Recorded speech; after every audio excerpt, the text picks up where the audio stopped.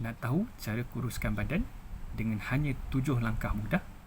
Walaupun anda busy tahap gaban, jom tengok video ni.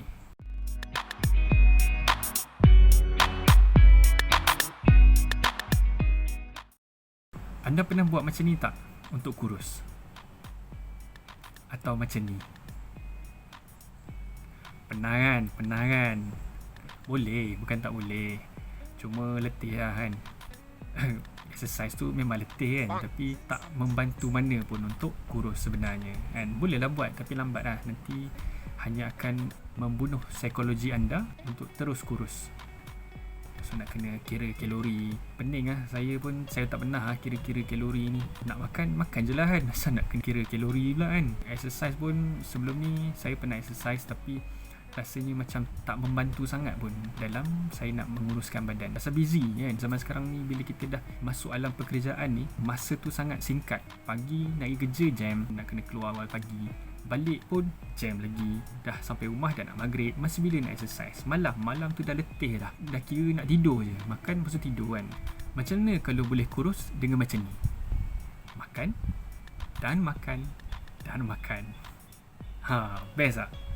Mestilah best kan. Siapa tak best makan kan? Sebab makan tu best lah. Maka hari ni saya nak kongsikan cara mudah untuk kuruskan badan dengan hanya makan. Tak perlu exercise kalau masih belum bersedia. Pasal kalau anda sangat overweight, nak exercise tu susah kan. Tak apa, jangan risau kan. Saya faham memang susah nak exercise bila overweight ni.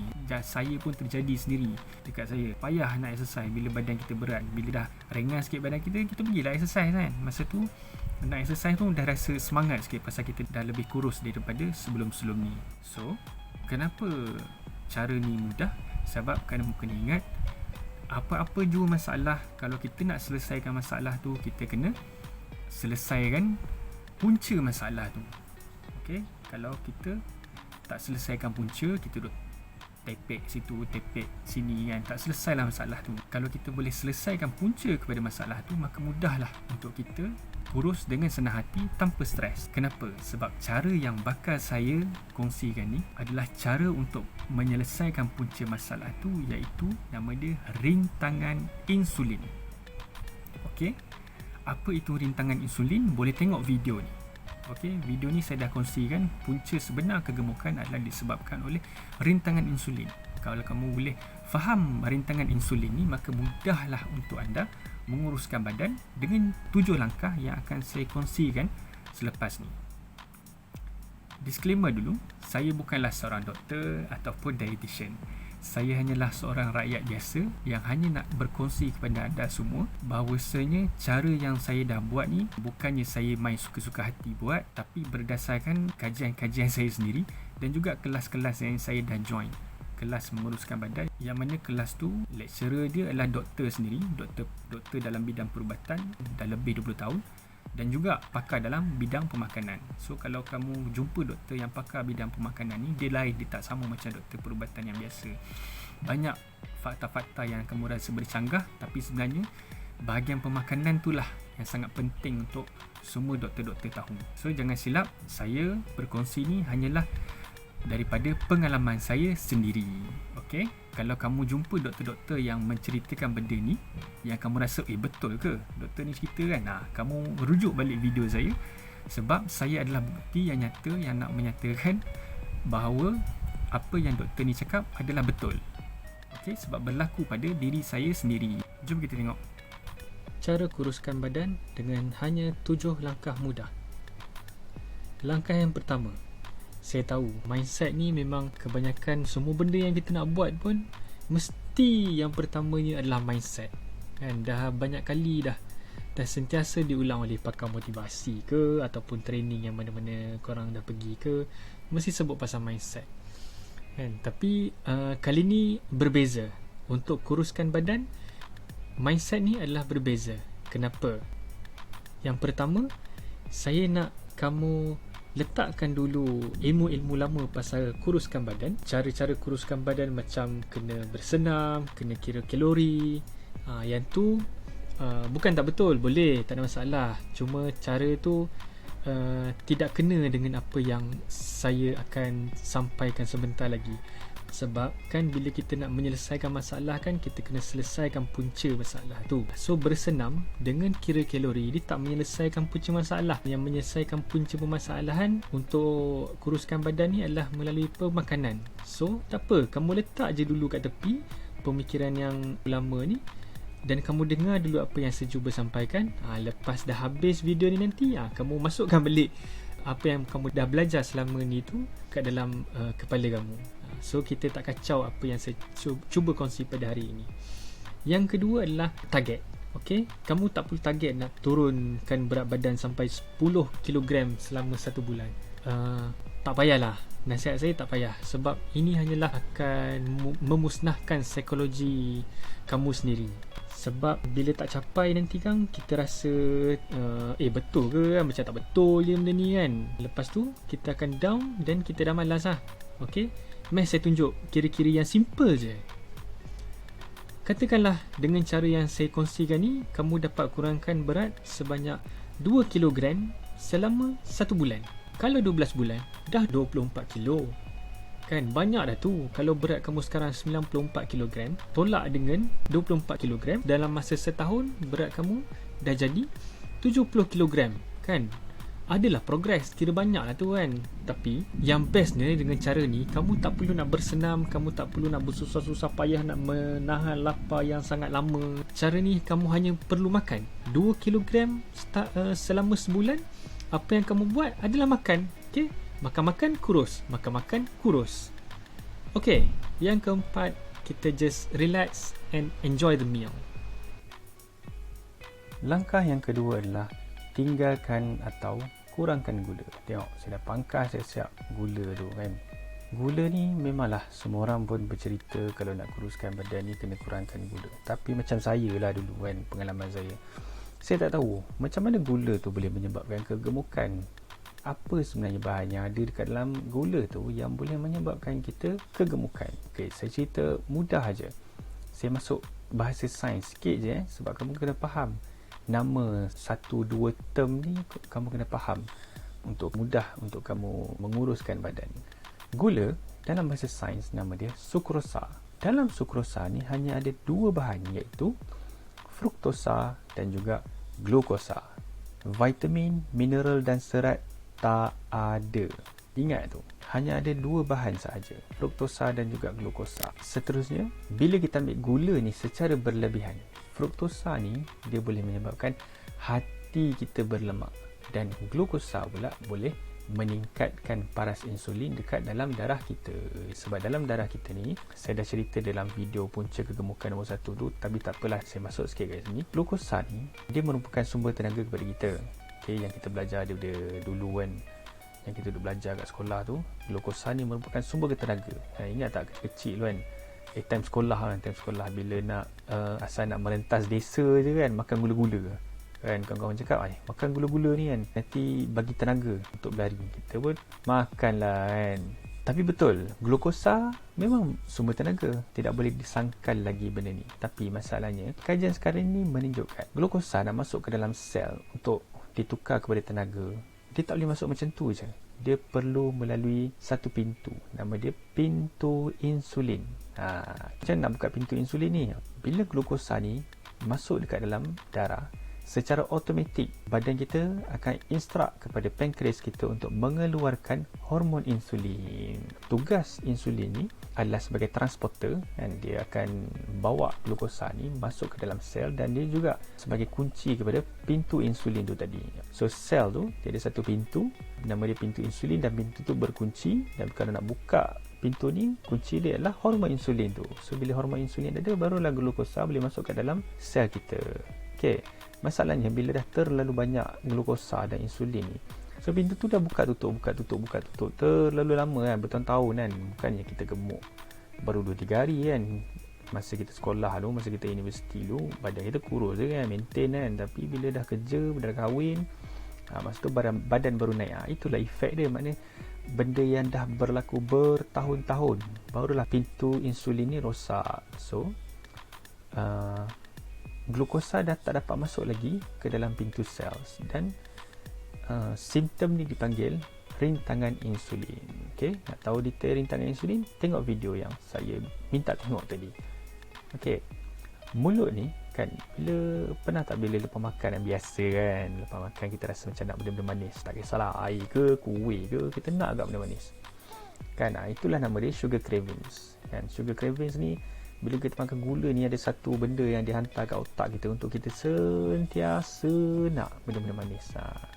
Itu adalah salah satu ketagihan kan. Bukannya dadah je kan yang menjadi ketagihan, rupanya gula pun buat kita ketagih kan. Malahan gula tu lagi bahaya sebab dia boleh merosakkan organ-organ dalaman kita kan. Macam mana dia nak merosak ke tu, nanti kita cerita lain. Yang kali ni kita nak kuruskan badan je. Okay, so macam mana nak hilangkan sugar cravings ni? Cuba tinggalkan gula selama 14 hari kan. Anda takkan ada rasa lagi sugar cravings ni ataupun ketagihan kepada gula. Dan yang paling best, biasa tak mengantuk bila lepas makan kan, terutamanya makan tengah hari kan, lepas lunch masa kerja tu kan, mengantuknya ya Allah. Especially yang kerja office kan. Kalau kerja luar tu okey je, yang kerja office tu yang mengantuk tu ya Allah. Tapi kalau anda berjaya tinggalkan gula 14 hari, anda try dan memang dah tak ada kan. Ini pengalaman saya sendiri, tak ada rasa ngantuk tu lepas makan. Tapi 14 hari straight lah kan. Kalau ada skip kan, ada hari kita makan, ada hari kita tak makan gula ni, dia lambat lah sikit efek dia kan. Badan setiap orang ni kan lain-lain, dia tak sama setiap badan kita manusia ni, so kesan dia adalah lain-lain. Tapi kalau dah tak tahan sangat nak juga benda-benda manis kan, ambil pemanis gantian macam madu, monk fruit, erythritol, stevia. Macam saya suka stevia sebab dia mudah, dia main titik-titik je, dia dalam bentuk cecair. So stevia ni ataupun semua pemanis gantian ni, dia takkan buat sugar cravings kan. Saya dah try, rasa ngantuk lepas makan tak ada, rasa nak benda-benda manis sentiasa pun dah tak ada. Kamu kena try. Okey, ambil pemanis gantian kalau tak tahan sangat.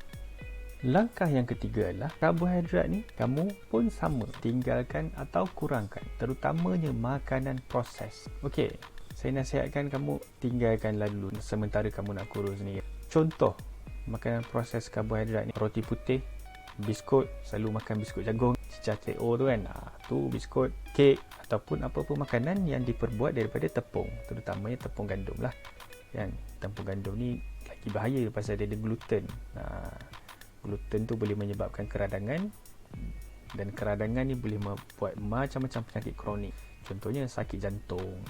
So kita tinggalkan dulu makanan-makanan ni. Nasi pun karbohidrat, cuma nasi ni dia belum diubah genetik dia kan. So walaupun kita boleh makan nasi, tapi kita kena kurangkan kan. Tapi macam roti putih, biskut, kek, ini GI dia lagi tinggi pada nasi putih. Kalau kita makan ni lagi teruk daripada kita makan nasi putih. Sebab kena ingat, tepung gandum ni dah melalui proses yang dipanggil refined process. Bijirin tu dah dilalui proses kilang untuk menjadikan dia lebih halus. So dia cepat menyerap dekat dalam usus kita. Bila yang cepat menyerap kat dalam usus tu lah dia jadi insulin banyak tu kan, yang menyebabkan pintu insulin tu tadi rosak. So macam mana karbohidrat ni boleh menggemuk kan? Sebab tu saya nak kamu faham yang pasal gula tu tadi. Ada satu perkataan tu, karbohidrat pun sama macam gula, dia ada glukosa. Karbohidrat bila kita makan masuk ke dalam usus, dia akan dihadam, bertukar menjadi glukosa. Glukosa ni masuk dekat saluran darah, sama macam gula, dia masuk dekat saluran darah, dia nak pergi ke seluruh badan kita untuk membekalkan tenaga kepada sel. Dan sama juga glukosa ni bila berlebihan, dia akan membuatkan rintangan insulin. Okay, saya masuk lagi sikit pasal rintangan insulin ni tadi. Apa jadi bila pintu sel dah rosak kan? Tadi saya tak cerita lagi kan. Pintu sel ni bila dah rosak, insulin ni macam mana kan? Cuba kamu fikir, macam ni insulin nak bawa masuk glukosa dekat dalam sel kan? Dah pintu dah rosak, dah tak boleh nak buka kan? Jadi insulin ni dia memang sejenis hormon yang sangat berdedikasi. Dia akan bawa juga glukosa ni, dia akan cari juga sel-sel yang boleh masuk, dia boleh sumbat juga glukosa ni. Dan mengikut kajian terkini, saya dah tunjuk sekali kajian ni dekat dalam video yang pasal punca kegemukan, ke mana dia bawa glukosa ni, nak sumbat ni, dia masukkan ke dalam sel yang banyak pintu insulin, iaitu sel lemak. So bila dah tak ada dah sel lain yang dia nak bawa insulin ni dah, bila dah tak ada banyak dah sel yang dia nak bawa masuk glukosa ni, dia cari sel lemak.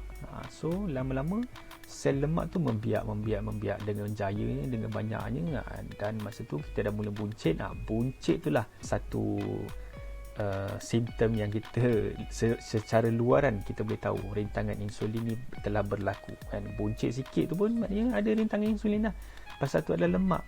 Okay, so lemak yang berkumpul kat perut mula-mula yang jadi buncit tu bukan pasal kita makan lemak, sebenarnya pasal kita makan lebih karbohidrat, terutamanya makanan proses dan juga gula. So inilah proses macam mana lemak tu terjadi. So saya tak nak cerita detail kat sini. Tengok video yang saya dah buat sebelum ni. So apa yang kita kena buat? Kita kena kurangkan ataupun berhenti dulu makanan proses ni. Tapi kena ingat, bila kita berhenti makan karbohidrat ni, badan kita akan jadi letih dan lesu, sebab memang betul glukosa ni untuk membekalkan tenaga kepada kita. So bila kita kurangkan, badan kita akan jadi lemah dan lesu lah, dan boleh membawa kepada pengsan akhirnya, sebab sel tak ada cukup tenaga kan, badan kita tak cukup tenaga. Jadi apa perlu kita buat selepas kita kurangkan karbohidrat ni? Solusinya ada pada langkah yang keempat. Solusinya adalah kita perlu makan lebih banyak lemak dan minyak sihat. Fikir apa tu? Mesti fikir sakit jantung dan kolesterol lah tu. Tak ada. Lemak tak menyebabkan kolesterol tinggi dan sakit jantung. Dalam video punca nombor 1 kegemukan saya dah cerita dah, dan saya dah letak sekali kertas kerja kajian pakar. Saya dah letak link dekat dalam video tu, kamu boleh tengok. Okey, so apa jadi bila kita makan lemak ataupun minyak sihat ni? Beza dengan karbohidrat, lemak dihadam menjadi asid lemak bebas ataupun free fatty acid. Karbohidrat tadi dia jadi glukosa kan. Kamu tengok lemak, mana ada glukosa, dia jadi asid lemak bebas ataupun free fatty acid ni. Dan free fatty acid ni dia boleh masuk terus ke dalam sel badan kita tanpa melalui pintu insulin. Nampak tak kat situ? Bermakna insulin tak diperlukan pun untuk buka pintu insulin. Sebab apa? Pasal lemak ni dia boleh bypass macam tu je. Dia boleh masuk terus ke dalam sel. Okey? So, bila lemak ni dia boleh masuk terus ke dalam sel, FFA, lemak tu tadi kan. Jadi, semua sel akan dapat tenaga pasal lemak dia boleh masuk ke dalam semua sel. Kalau glukosa tadi, bila pintu insulin rosak, dia cari sel lemak je, pasal sel lemak paling banyak pintu insulin. Ini lemak tak payah, tak perlukan pun pintu insulin, dia boleh masuk macam tu je. So seluruh sel di seluruh badan kita kan, dekat mana darah kita mengalir tu, semua dapat diagihkan. Okay? So semua sel akan dapat tenaga. Okay? So akhirnya kamu akan merasa kenyang yang lebih lama sebab semua sel dapat tenaga. Yang jadi kamu selalu lapar bila makan nasi, bila makan roti apa semua tu, perasan bila makan sekejap, sejam 2 jam dah lapar, lepas tu makan lagi sejam 2 jam lapar lagi kan. Apa jadi pada masa tu? Itulah cerita untuk glycemic index pula. Glycemic index tak boleh cerita lah kat dalam ni, panjang pula cerita dia. Kadar tempoh masa karbohidrat tu nak bertukar menjadi glukosa tu dia cepat. Okay, kalau yang jenis GI tinggi macam makanan proses daripada karbohidrat ni lah, bila lemak boleh masuk terus ke dalam sel, so kamu akan rasa kenyang lebih lama. Apa jadi bila sel lemak je yang dapat tenaga, sel-sel lain tak dapat tenaga? Bila sel lain tak dapat tenaga, dia orang tu ialah yang lapar. Okey, sel lain kan menjerit lapar kan. Korang tak bagi dia makan, korang bagi sel lemak je makan. Kamu ternak sel lemak tu. Okey, so kurangkan makan karbohidrat, lebihkan makan atau lemak atau minyak sihat ni, dan kamu pasti akan rasa kenyang lebih lama. Ini pengalaman saya sendiri. Kamu boleh cuba. Kalau saya boleh buat, kamu takkan tak boleh buat kan. Ni tak ada cerita pil, tak ada cerita suplemen je tau. Ni cerita lemak je, cerita minyak sihat, cerita makanan je sekarang ni. Dengan makan je kamu boleh kurus. Okay, so apa contoh minyak sihat ni? Yang pertama, yang ni bukan minyak, ni santan lah. Santan ni lemak. Okay, santan ni kan, kita sebenarnya hari-hari makan. Tok nenek kita dah makan santan ni kan. Segala jenis lauk pun buat dengan santan. So makanan-makanan yang bersantan tu kamu makan, kamu jangan risau dengan sakit jantung tu. Minyak sihat pula, contoh lain adalah minyak kelapa sawit. Minyak, contohnya minyak saji. Saya suka minyak saji lah, local lah, kita support local punya company kan. Lepas tu minyak kelapa dara. Minyak kelapa dara ni kamu boleh ambil 2 sudu besar 2 kali sehari. Minyak kelapa sawit merah, ini pun kamu boleh ambil 1 sudu besar 2 kali sehari. Minyak zaitun extra virgin olive oil, kamu boleh ambil 1 sudu besar 2 kali sehari. Dan last sekali, minyak habatus sauda. Sampai sekarang pun kajian tentang minyak habatus sauda ni betapa banyaknya khasiat dia, sampai tak habis kajian. Sampai hari ni pun tak habis lagi kajian dia sebab terlalu banyak khasiat dia. Dan kita cukup ambil sebanyak 1 sudu teh sahaja minyak habatus sauda ni. Okey. Dan lemak juga terdapat di dalam protein daripada sumber haiwan. Contohnya yang kita selalu makan dah jadi lauk tu kan, sup tulang, daging salai, kambing perap, telur separuh masak. Telur separuh masak tu kamu makan je 3-4 biji sehari pun tak ada masalah. Saya breakfast telur separuh masak. Kalau dulu 2 biji telur separuh masak breakfast tak cukup, sejam dah lapar. Sekarang telur separuh masak ni kalau saya breakfast pukul 11, saya boleh tahan sampai pukul 4 baru saya makan semula. Bila saya dah tinggalkan gula, saya dah tinggalkan karbohidrat proses ni. Itulah kelebihan dia. Langkah yang kelima, daripada kecil kita suruh makan benda ni kan. Ada yang degil sampai ketua pun tak nak makan. Janganlah macam tu. Kita kena makan buah dengan sayur-sayuran ni kan. Dulu saya ni yang tak pernah minat timun, jadi pasal dengar Dr. Norman cerita, jadi makan pula timun tu. Tiba-tiba jadi okey. Sebab pada masa tu saya dah tahu khasiat sayur dan kenapa pentingnya sayur kepada badan kita. So, kenapa kita perlu makan banyak buah dengan sayur-sayuran ni? Yang pertamanya, dalam buah dan sayur dah ada protein dan karbohidrat semula jadi. Ingat tak?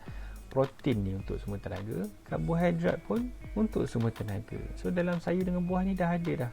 Tapi kamu tak perlu risau karbohidrat yang ada dekat dalam sayur. Kenapa? Sebab dalam sayur ada serat, dalam buah pun ada serat. Apa jadi adalah dia akan menyebabkan penghadaman karbohidrat sayur tu nak bertukar kepada glukosa dekat dalam usus kita. Dia jadi lambat. So dia masuk ke dalam darah kita pun lambat. So tak adalah insulin dan juga glukosa membanjiri saluran darah kita ni untuk dibawa kepada sel sebagai sumber tenaga. Sebab dah ada serat. Serat ni melambatkan proses tu. Bila insulin membanjiri saluran darah ni yang bahaya, yang menyebabkan insulin ni bawa semua glukosa masuk ke dalam sel lemak. Bila pintu insulin dia dah rosak. Kalau pintu insulin tak rosak, tak apa, tak ada masalah kan. Tapi kita ni overweight ni memang confirm tak masalah kan. So kita nak mengelakkan daripada sel-sel lemak tu daripada terus membiak. Jadi kita makan buah dengan protein, dah ada dah sumber tenaga yang semula jadi. Dan dia ada jugalah vitamin, mineral, benda-benda lain tu yang banyak lah kan. Nak cerita detail tak habis lah kan, sebab ada banyak, terlalu banyak. Saya akan asingkan video pasal sayur ni kan. Saya akan cerita satu-satu setiap sayur tu nanti. Dan dalam buah juga ada fruktosa. Yang ni ramai agak orang duk tanya doktor kan. Bukan saya lah, Dr. Norman lah kan. Habis doktor, dalam buah pun ada fruktosa, maknanya buah tu bahaya lah. Tak, bukan macam tu. Kita kena faham konsep dia. Walaupun ada fruktosa, buah ni pun sama, dia ada serat. So dia akan melambatkan proses penghadaman. Sama macam sayur tadi kan. Cuma sayur tak apalah, ambil lah banyak-banyak pun. Cuma buah ni kita kena hati-hati. Okay, kalau buah yang terlalu manis, kita janganlah ambil secara berlebihan. Sebab manis tu daripada fruktosa tu lah kan. Bila banyak kan, buat hati kita berlemak pula kan. Jadi buah yang macam tak bermanis kan, macam buah jambu, buah pear, buah apple kan, yang tak bermanis tu, yang tu tak apa, kita makan banyak kan. Tapi kena jaga-jaga lah. Kalau buah yang terlalu manis, yang tu kena jaga-jaga kan. Jangan ambil berlebihan. Tapi tak ada masalah, buah kita kena makan pasal dia ada vitamin, dia ada mineral, dia ada sangat banyak khasiat. Cuma kita kena kontrol je kalau dia terlalu manis kan. Kalau sayur tak apa kan, sayur ni kita makanlah sayur banyak mana pun. Tapi saya tahu anda nak makan sayur banyak mana sangat. Betul tak? Tak adalah sampai semangkuk kita nak tibai sayur tu kan. Mesti tak sedap kan. Alah, mengaku je lah tak suka sangat makan sayur kan. Cuma kita ni dah biasa makan nasi, mulut Melayu kan. So kalau makan nasi, selalunya mesti makan ulam kan. Ulam, kalau makan ulam tu kita cicah budu, tempoyak, sambal belacan kan, cincaluk ke kan, kita cicah. Makan sayur tu sambil cicah. Kenapa? Sebab cicahan ni dia merupakan probiotik. Dia adalah makanan kepada bakteria baik yang ada dekat dalam usus kita. So dalam usus kita ni pun ada bakteria yang baik, dan dia juga perlukan makanan, dan sangat penting kita bagi makan kat dia orang ni juga. Jangan penting diri sangat, nak sedap mulut sendiri kan, nak manis, nak sedap mulut sendiri kan. Kita tak kisah pun apa yang badan kita ni perlukan. So melalui pengalaman saya menguruskan badan dengan cara Dr. Norman ni, kita boleh faham badan kita ni apa yang dia perlukan. So kita makan, kita dah tahu bila kita makan berat kita bertambah. So kita tahu, oh kita boleh ingat balik, aku makan tu lah minggu ni, kena kurangkan kan. So makanlah banyak buah-buahan dan sayur-sayuran. Langkah yang keenam adalah intermittent fasting. Kalau kamu nak tahu, inilah cara menguruskan badan paling tepat. Intermittent fasting dalam bahasa Melayunya adalah puasa berkala. Kalau orang Islam ni tak ada masalah lah. Setiap tahun akan ada satu bulan tu, nama dia bulan Ramadan. Kita akan berpuasa. Bila kita berpuasa, apa yang terjadi? Okey? Sebelum saya cerita apa yang terjadi, mari saya tunjuk dulu 2 jenis berpuasa yang ada, yang boleh diamalkan. Satunya nama dia wet fasting, dan satu lagi nama dia dry fasting. Wet fasting ataupun puasa basah, kita boleh minum tapi tak boleh makan. Minum je. Minumlah air apa-apa pun. Tapi pantang dia adalah jangan tambah gula. Okey, air tu kena kosong. Kalau kamu nak rasa manis, kamu tambahlah stevia ke, madu ke, ataupun mana-mana pemanis gantian yang elok lah. Macam contoh nak minum kopi kan, tapi tak nak minum pahit kan, letak stevia. Nak minum teh pun boleh letak stevia, boleh letak erythritol. Okey. Yang kedua tadi adalah dry fasting ataupun puasa kering, ataupun dikenali juga sebagai Islamic fasting. Yang ni kita tak boleh makan dan tak boleh minum langsung. Kalau dalam Islam, tak boleh makan dan minum bermula terbit fajar sehingga terbenamnya matahari. Lebih kurang dalam 13 jam lah kita berpuasa, tak boleh makan dan tak boleh minum ni kan. Boleh tak buat waktu malam. Puasa kering ni boleh, tak ada masalah, buatlah waktu malam pun. Tapi rugilah. Sebagai orang Islam, kamu puasa waktu malam rugi. Puasa kering ni, kalau puasa basah tak apa, kita start malam, kita buat malam sebab boleh minum. Puasa kering ni kita buatlah waktu siang. Kita niat puasa kan, kita nak puasa tu, kita nak mencari keredaan Allah kan, kita nak belajar bersabar. So sambil-sambil kita kuruskan badan, sambil-sambil kita berpuasa kan, kita belajar sekali kan, kita kenal Tuhan kita, macam mana Tuhan mencipta badan kita, dan macam mana intermittent fasting ni boleh membuatkan kita kurus. Sebab saya dulu pernah bulan puasa, ada yang kurus, ada yang gemuk, dan saya tahu dah apa sebab dia. Masa saya gemuk tu, memang saya waktu sahur saya memang bantai makan. Kadang-kadang pukul 12 tu dah makan, 12 malam kan, sahur makan lagi kan. Lepas tu buka puasa pula, bantai juga kan, air buahnya kan. Especially kalau pergi bazar tu, pergi lambat kan, orang duk bagi air free kan, tak apa orang lelong kan. Yang air yang semungkus besar-besar tu orang lelong kan, air tu kita ambil. Minum tu kan, makan waktu lepas buka puasa je dah jadi ulas sahur. Seterusnya, intermittent fasting ni ada beberapa tempoh lah. So saya kat sini saya dah bahagikan dua. Ada tempoh untuk berlatih dan ada tempoh yang lebih efektif. Yang ni untuk wet fasting saja. Wet fasting ada beberapa tempoh ni, follow kepada jadual tu. Contoh kita ambil tempoh yang berlatih tu kan, 12-12, maknanya 12 jam kita buat IF, 12 jam lagi kita boleh makan. Contoh kita berhenti makan pada pukul 8 malam, kita boleh sarapan pukul 8 pagi. Okay. Kalau untuk yang lebih efektif, bermula 16-8, iaitu 16 jam kita berpuasa, tak boleh makan, minum sahaja, 8 jam sahaja waktu untuk kita makan. Contoh, kalau kita berhenti makan pada pukul 8 malam untuk 16-16 ni, besok kita skip breakfast, kita skip sarapan, kita makan tengah hari. Jangan pergi breakfast pula. Kalau kamu ingat lagi ada orang cerita tak boleh skip breakfast, bahaya, menyebabkan kamu makan lebih banyak pada waktu tengah hari ke waktu petang ke, itu semua mitos-mitos yang tak betul. Bukan saja kamu, saya pun terkena benda ni. Selalu orang pesan, weh, bahaya tak makan pagi ni kan, kita perlukan tenaga, so kita kena makan. End upnya pagi-pagi dah ngantuk lah makan. Yelah, makan di sana dengan teh tarik, mana tak ngantuk kan, pergi makan roti, tak pun makan nasi lemak, lepas tu dengan teh tarik, tak pun teh ais, so sedapnya. Tak apa, kita tolak tu tepi dulu. Contoh yang kedua adalah untuk 16-16 ni juga, kalau kata kita nak breakfast juga, kita nak breakfast pukul 8 pagi, kita berhenti makan pukul 4 petang. So kira lah 4 petang sampai pukul 8 pagi besok, cukup 16 jam. So kita boleh breakfast. Sebab ada orang dia suka breakfast, ada orang tak kisah pun nak makan pukul apa kan. Macam saya suka berhenti makan pukul 6, pukul 7. So besoknya saya lunch je, tak ada masalah. Setakat ni dah berapa lama dah saya buat, saya tak makan breakfast dan relax je, tak ada masalah pun kan. So apa kelebihan intermittent fasting ni? Nak tahu kelebihan dia? Dia ada satu proses, nama dia proses ketosis. Inilah proses pembakaran lemak yang sebenar. Proses ketosis ni adalah proses lemak yang ada dekat dalam badan kita tu dibakar menjadi tenaga.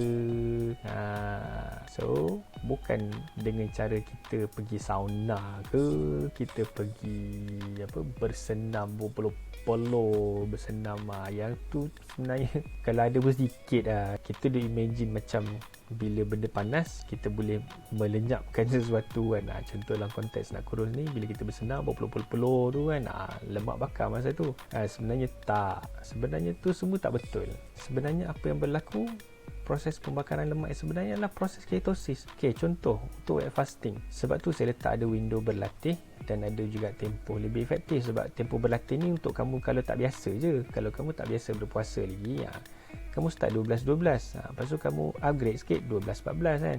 Lepas minggu buat 12-12, lepas minggu buat 14-10, lepas tu minggu ketiga baru buat 16-8. Kalau kamu nak boleh tahan 16 jam terus, tak ada masalah, kamu buatlah. Tapi takut tak biasa kan, siapa-siapa yang tak biasa ni kan jadi letih pula nanti kan, nanti kata benda ni tak efektif lah, terus malas buat. So untuk weight fasting mengikut kajian lebih kurang bermula selepas 13 jam. Maknanya selepas kamu puasa 13 jam, ada lagi 3 jam kan, kalau kamu mau puasa 16 jam kan, yang 3 jam balance tu sebelum kamu makan, yang tu lah berlakunya proses ketosis, proses pembakaran lemak. Untuk dry fasting pula, dia berlaku lebih cepat daripada wet fasting, pasal kita tak makan langsung dengan tak minum langsung. Jadi selepas 8 jam dah start dah proses ketosis tu. Wet fasting 13 jam perlu kan, dry fasting 8 jam tu dah mula dah proses pembakaran lemak tu kan. Contohnya pukul 6 berhenti sahur kan, pukul 6 start puasa sampai dalam contoh lebih kurang pukul 2 kan, lepas zuhur. So pukul 2 sampai pukul 7, 7.30 tu lah proses pembakaran lemak. Lagi lama kan, 2, 3, 4, 5, 6, 7, saya kira dengan jari, tak terror sangat mat. 5 jam lebih pembakaran lemak berlaku.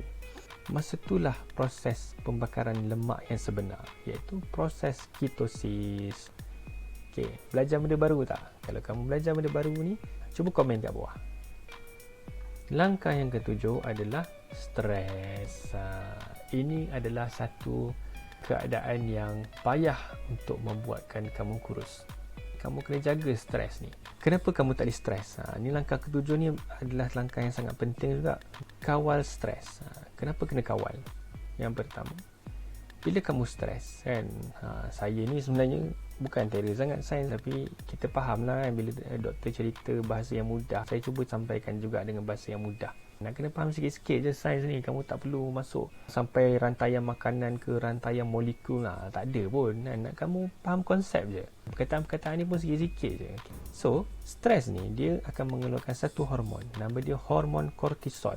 Masalah hormon kortisol ni adalah dia akan kacau banyak lagi hormon lain dekat dalam badan. Antaranya adalah hormon ni dia akan hantar signal ke hati untuk mengeluarkan lebihan tenaga berbentuk glukosa. So ingat balik tadi, glukosa bila masuk dekat dalam darah, insulin pun keluar nak bawa glukosa ni masuk ke dalam darah. Kalau kita stres kejap-kejap, tak apa kan. Ni cerita ni adalah cerita yang hari-hari stres yang berterusan. Pergi kerja jam, stres. Sampai tempat kerja kena marah dengan bos, stres. Ataupun staff buat hal, stres. ataupun rakan sekerja tak best, stres. Lepas tu kita pun balik stres lagi. Dah sampai rumah, kadang-kadang tu kena marah Gemini, tak pun anak-anak buat hal, tambah lagi stres. So benda ni yang kita tak nak. Bila benda ni berlaku berhari-hari, memang susahlah kita nak kuruskan badan. Sebab glukosa tu asyik ada je kat dalam darah. Dan bila asyik ada kat dalam darah, glukosa ni asyik kena sumbat je kat dalam sel lemak. Itulah yang menyebabkan kita tak dapat kurus. Tak pasal-pasal paras glukosa ni meningkat dekat dalam darah beserta hormon insulin. Sebab apa tadi kita belajar? Hormon insulin ni nak jadi transport, nak bawa glukosa ni masuk ke dalam sel, dan juga sebagai kunci kepada pintu insulin dekat sel tu untuk membawa masuk glukosa. So bila pintu insulin kita ni dah rosak, kita stres berhari-hari, maka banyaklah glukosa, banyaklah hormon insulin. Maka disebabkan pintu sel lain dah rosak, dimasukkanlah semua glukosa ke dalam sel lemak. So makin payahlah untuk kita menguruskan badan. Apa yang terjadi adalah samalah, dia akan menyebabkan rintangan insulin. Jadi kita kena kawal stres kita. Macam mana nak kawal stres? Kita boleh pergi bersenam. Bersenamlah. Sebab tu saya kata tadi, bersenam bukan untuk kurus. Tak ada pun bukti kajian saintifik yang boleh bersenam tu boleh menyebabkan kurus. Kalau kamu masuk gym sekalipun, kamu minta pergi fitness kan, apa yang dia orang suruh buat yang mula-mula? Kawal makan kan. Itu pun dah cukup dah nak membuktikan bahawasanya apa yang berlaku bila kita nak kurus adalah kau kena kontrol makan. Pergi gym pun, buat fitness pun kena kontrol makan tak? Kalau pergi buat fitness, pergi gym, pergi angkat berat semua tu boleh makan dengan banyaknya, syok sikit kan. Ini sama, kena kontrol makan. So kita lupakan niat bersenam untuk kurus tu. Kita bersenam untuk kawal stres, kita bersenam untuk menyihatkan anggota badan kita yang lain. Sebab badan kita ni kan nak pakai sampai ketua kan. So sendi-sendi tu semua kita nak kena sentiasa bagi dia bergerak supaya dia tak sangkut-sangkut bila tua-tua nanti kan. Tak pun kita boleh buat aktiviti bersama keluarga kan. Tak pun buat hobi yang kamu minat. Apalah sahaja yang boleh menyenangkan hati kamu buat. Jadi boleh kontrol stres tu. Dan tapi kalau kamu rasa nak makan, biasa kan, bila stres je nak makan, stres je lapar kan. Kalau nak makan, tukar. Kalau dulu kita cari cekedih tu benda jajan.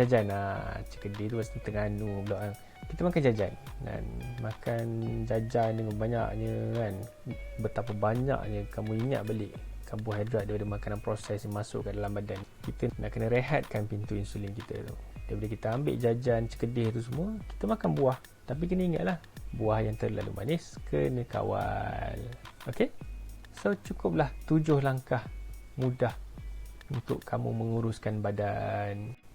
Mudah tak?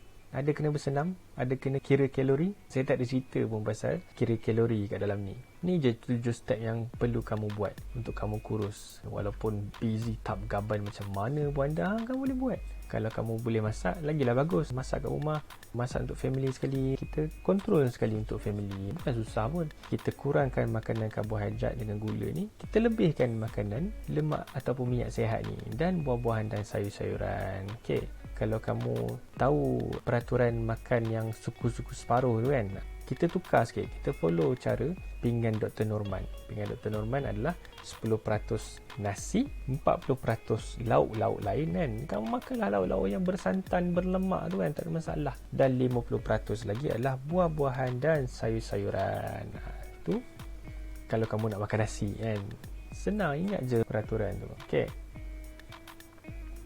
Jadi melalui 7 langkah ni, kuruskan badan ni adalah lebih mudah jika kita tahu cara yang sebenar. Kita dah tahu dah, kita hanya nak selesaikan masalah rintangan insulin. Tu je kan, kita dah jumpa dah masalah dia, rintangan insulin. Bukan gula atau bukan karbohidrat. Gula dan karbohidrat dia tak menyebabkan kita gemuk. Jangan kita fitnah dia pula. Yang menyebabkan kita gemuk ni adalah rintangan insulin. Pasal ada je orang makan banyak tapi tak gemuk-gemuk kan. Itu depends lah, masing-masing kan, genetik masing-masing. Tapi kita ni adalah antara orang yang memang dah overweight. So kita kena follow cara ni. Kalau anda betul-betul faham tentang konsep ni, anda tak perlu risau lagi lah kalau anda sangat sibuk dengan hal seharian.